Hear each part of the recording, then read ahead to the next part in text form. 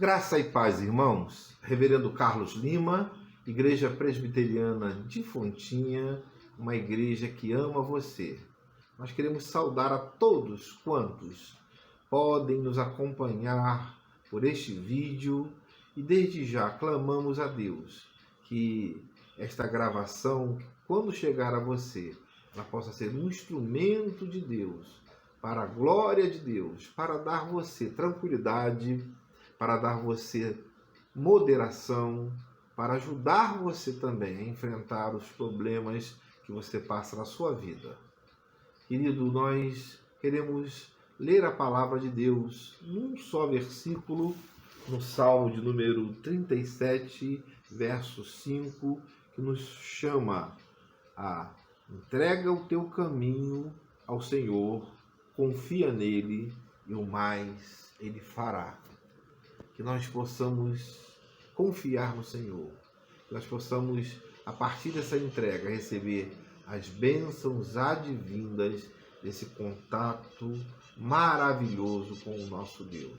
Que Deus abençoe você rica e abundantemente. Nós convidamos a você que participe conosco desta programação. Curve a sua cabeça, vamos falar com Deus.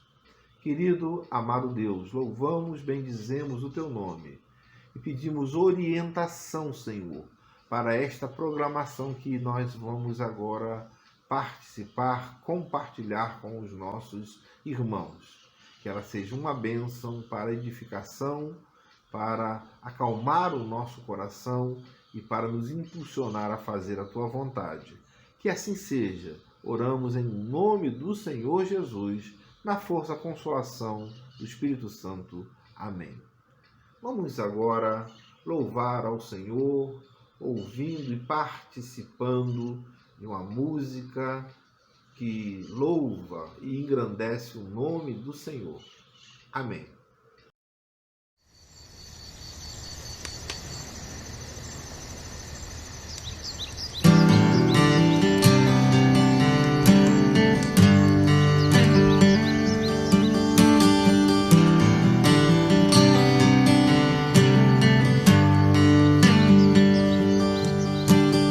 Vejo que não sou quem eu devo ser, mas por tua mão já não sou quem fui. Liberdade, amor em meu interior, fruto do teu Santo Espírito.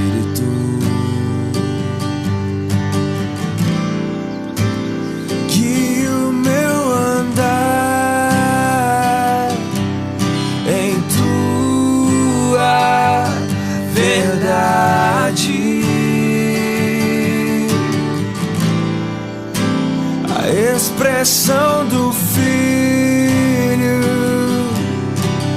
faz crescer em mim. Nada vencerá teu amor, de paz encheu o meu coração. Bondade encontro no teu perdão.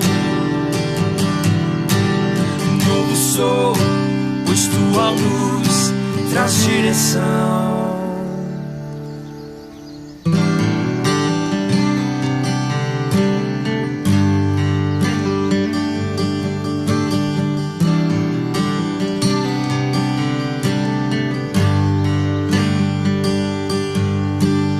Vejo que não sou quem eu devo ser, mas por tua mão já não sou quem fui. Liberdade, amor em meu interior, fruto do teu Santo Espírito. Que o meu andar em tua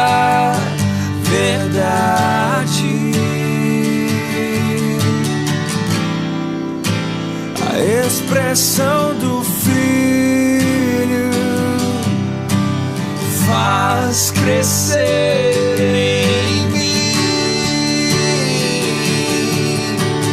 Nada vencerá teu amor. De paz encheu o meu coração. Bondade encontro no teu perdão. No sol, pois tua luz traz direção. E pra tua igreja servir,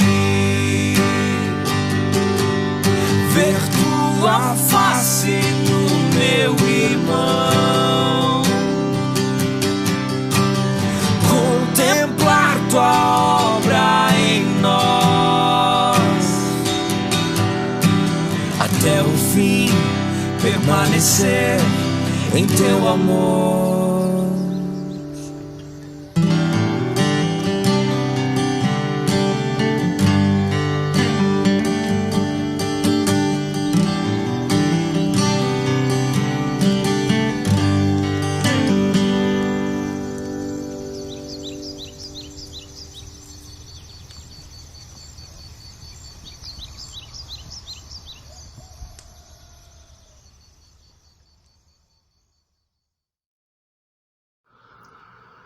Passamos agora ao nosso estudo do breve catecismo, perguntas 70 a 72, o sétimo mandamento, que trata do adultério e aprofunda esse conceito do adultério bíblico que abarca o sétimo mandamento. Pergunta 70. Qual é o sétimo mandamento? Resposta: o sétimo mandamento é: não adulterarás. Êxodo 20, verso 14. Adultério, fornicação e prostituição estão dentro do conceito de 3 ilícitos que são ilícitos sexuais que esse sétimo mandamento trata. Vamos ver a definição de cada um. Adultério ou moicheia é uma relação sexual ilícita entre 2 pessoas casadas ou entre uma casada e outra solteira. Mas olha bem, maculando a união conjugal, ou seja, é lógico que não é feito entre os 2 cônjuges. E também destruindo esta unidade matrimonial e estabelecendo aquela tão famigerada infidelidade matrimonial ou dentro do casamento. Adulterar significa macular o casamento. Adulterar significa destruir a unidade matrimonial, as alegrias do casamento estabelecidas pelo próprio Deus. Esse é o adultério propriamente dito, mas também este mandamento trata da fornicação ou da porneia, do grego, que significa uma prática sexual entre pessoas solteiras ou viúvas, e note o detalhe: antes e fora do casamento.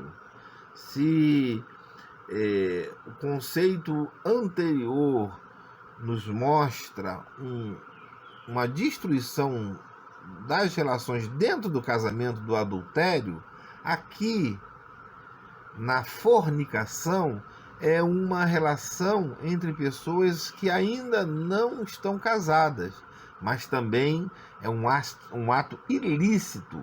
Seria o sexo pré-matrimonial, muito hoje praticado entre jovens e adolescentes. Isso passou a ser um procedimento comum nos nossos dias.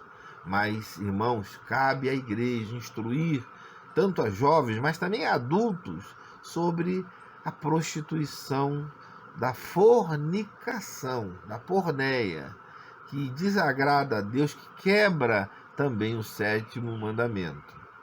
Mas ainda existe um terceiro tipo de distúrbio, de deterioração sexual, que significa sodomia do grego, ou a nossa conhecida prostituição. A prostituição, ela abrange ainda outros lados e detalhes e se aprofunda muito dentro da conceituação. Havia no passado, no Antigo e no Novo Testamento, cultos pagãos que se utilizava do sexo por seus sacerdotes e sacerdotisas. Lá nesse culto pagão, acreditava-se, que quando alguém fecundava as pessoas, e principalmente dentro daquele período do final do inverno, era um prenúncio da volta da vida lá na primavera, porque o inverno frio, às vezes com neve, destruía toda a vida. Mas eles precisavam de um ritual de renovação. Entendiam que, sacrificando-se sexualmente aos seus deuses, essa natureza, essa fecundidade voltaria nas lavouras, nos rebanhos, então haveria prosperidade. Mas também, desde aquela época até os dias de hoje, existe a chamada prostituição venal, que é a comercialização do sexo, a venda do corpo, e transforma então os prazeres sexuais em um objeto de consumo, até com tabelas de preços, com cotação no mercado sexual, onde a pornografia e degradação humana, irmãos.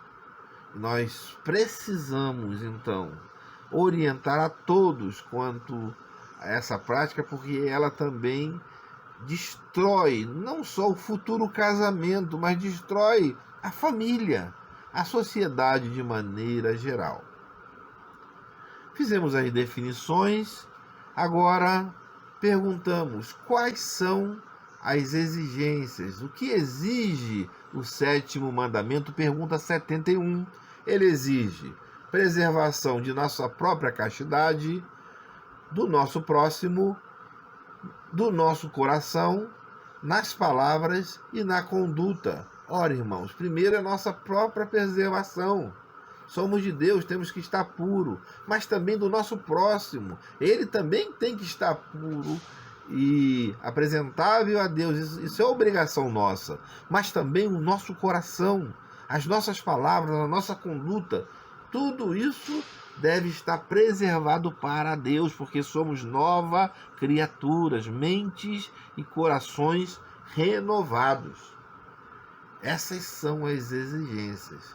Note um detalhe, irmãos. Quando o cristão ele é regenerado pelo sangue de Cristo, ele se torna uma nova criatura. E ele então não pode ser uma pessoa corrupta. Essa regeneração do eleito de Deus é incompatível com qualquer tipo de corrupção. Note ainda, irmãos, que toda manifestação e toda ação concreta da depravação sexual, ou seja, quando se manifesta, quando se pratica, antes tem uma origem, porque ela se amadurece em origem lá na mente, na consciência do depravado. Ou seja, o depravado ele faz essa fornicação interna, essa depravação interna, e ele planeja, tem um amadurecimento no seu próprio íntimo, que é depravado. Ora, irmãos, um coração corrupto produz corrupção, mas nós estamos falando aqui agora de um regenerado pelo sangue de Cristo. Então, quem é regenerado pelo sangue de Cristo não pode se sujeitar a essas coisas. Ora, nós sabemos que essa regeneração ela não elimina o pensamento pecaminoso, mas olha só, estabelece uma censura pela iluminação do Espírito Santo. Quem é regenerado tem lá o Espírito Santo na sua mente, no seu coração, dizendo que ele tem que ser santo e praticar as coisas santas para a glória de Deus. Então isso tem que ser praticado. Por isso, irmãos, existem proibições nesse 7º mandamento, e a pergunta 72 nos indaga: que é proibido? O que proíbe o 7º mandamento? O 7º mandamento, ele proíbe pensamentos, palavras e ações impuras. Ele faz com que nós não tenhamos esse pensamento. Esse pensamento impuro, ele já é pecado. As palavras impuras é o externar desses pecados, e as ações são as atitudes, colocar em prática tudo aquilo que se gestou na mente do coração. Por isso, então, queridos, duas coisas elas têm que ser ressaltadas aqui. Primeira delas, essa proibição, ela tem caráter absoluto, ou seja, quando fala não adulterarás, é não adulterará mesmo. E, olha bem, o que é absolutamente proibido não pode ser absolutamente permitido ou tolerado. O que impede o homem não pode liberar sem consequências graves. Ou seja, irmãos, algumas pessoas, elas simplesmente toleram essa situação, talvez até não pratiquem, mas toleram. Acham como que uma medida dos dias atuais, dos jovens, uma medida de libertação, de liberação, mas isso também é pecado e precisa ser combatido, porque o que é proibido absolutamente e por Deus, ele não pode absolutamente ser nem tolerado, nem permitido. Mas uma segunda coisa nos diz que esse ato sexual impuro, ou seja, o adultério, a fornicação, a prostituição, ela recebe condenação divina. Olha bem, olha o detalhe. Antes da concretização, ainda no estágio mental de elaboração. É o que diz Mateus 5:28. Se você olhar para alguém com um olhar impuro, você já cometeu o adultério em seu coração. Então, irmãos, muito mais do que a ação, esse mandamento exige também o controle da nossa mente. Ora, a pornografia imaginada, ou seja, aquela pornografia que pensa, né, que se oculta de Deus, né, mas que não é, ela é tão pecaminosa quanto essa pornografia efetivada, praticada. Hoje, irmãos, nós vemos em muitos países aquilo que é ilícito, né, se tornar lícito por leis desses países, como, por exemplo, a prostituição, a profissão de prostituição que é legalizada em alguns países, que explora as mulheres de várias formas, não só sexual, mas economicamente também. E isso deteriora a família, o plano de Deus, o projeto de Deus, e fere também esse 7º mandamento. Mas nós temos também, como igreja, o dever de amar a todos, de ter tolerância pelo amor às pessoas, mas nunca a prática pecaminosa. Devemos respeitar também contraditórios, ou seja, pessoas que têm opinião, e respeitamos as pessoas, mas nós não devemos nunca concordar com essas pessoas, porque elas estão quebrando o 7º mandamento.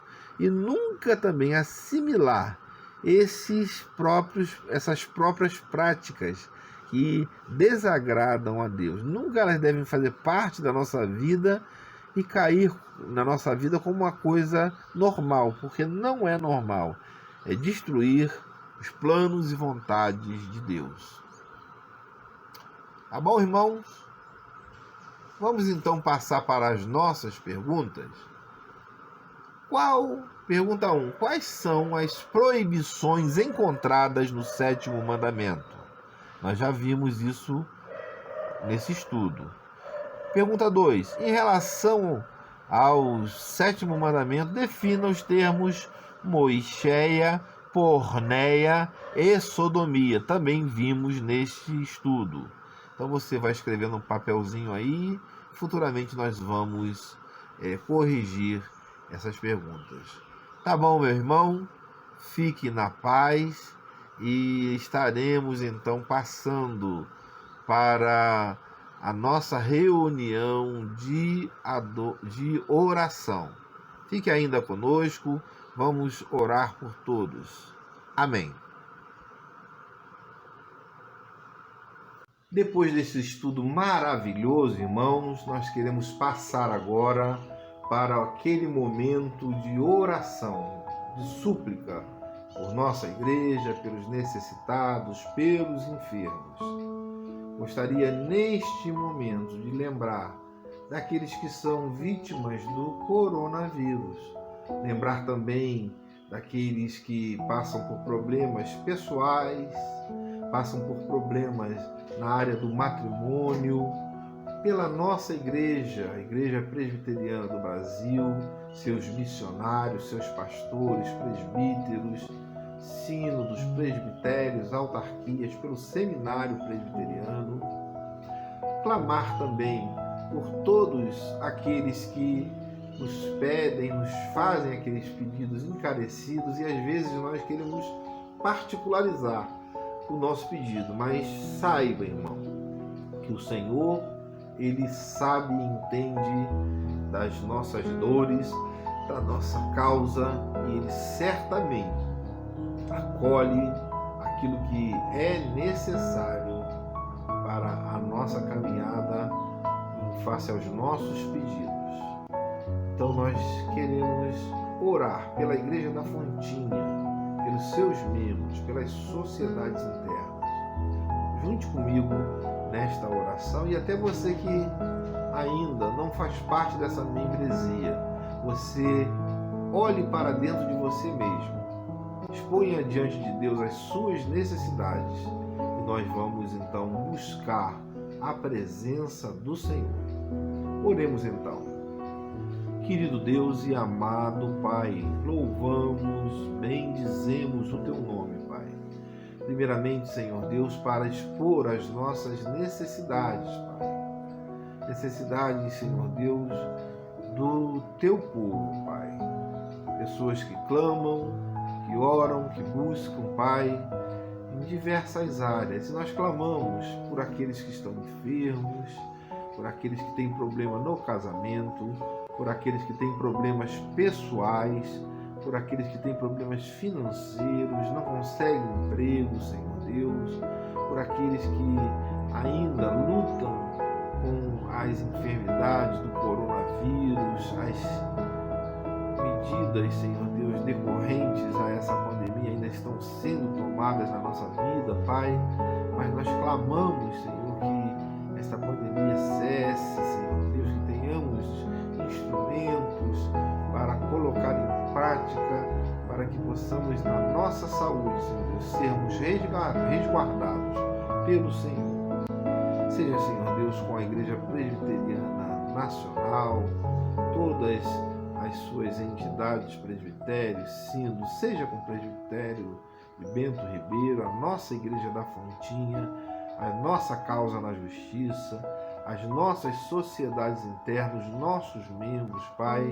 Seja, Senhor Deus, com todos aqueles que nos clamam, pedindo oração, Senhor, que o Senhor possa ouvir todos esses pedidos, Senhor, que nós apresentamos ao Senhor, que o Senhor possa abençoar rica e abundantemente ao Teu povo, Pai.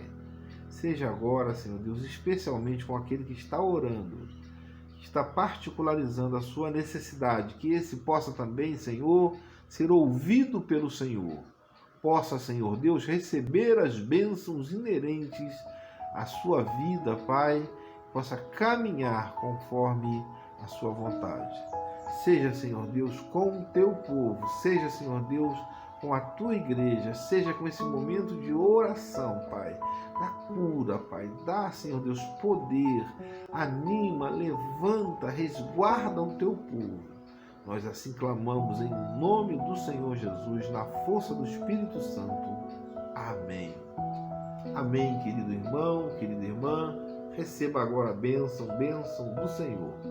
Que a graça do nosso Senhor e Salvador Jesus Cristo, o amor de Deus e a comunhão do Espírito Santo sejam com todos vós e com todo o povo do Senhor, agora e pelos séculos dos séculos. Amém.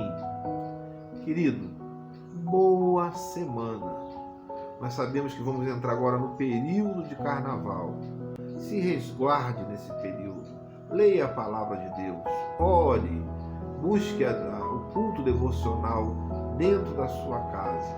Que Deus abençoe você rica e abundantemente. Passe por esse período orando, buscando a presença do Senhor. Amém.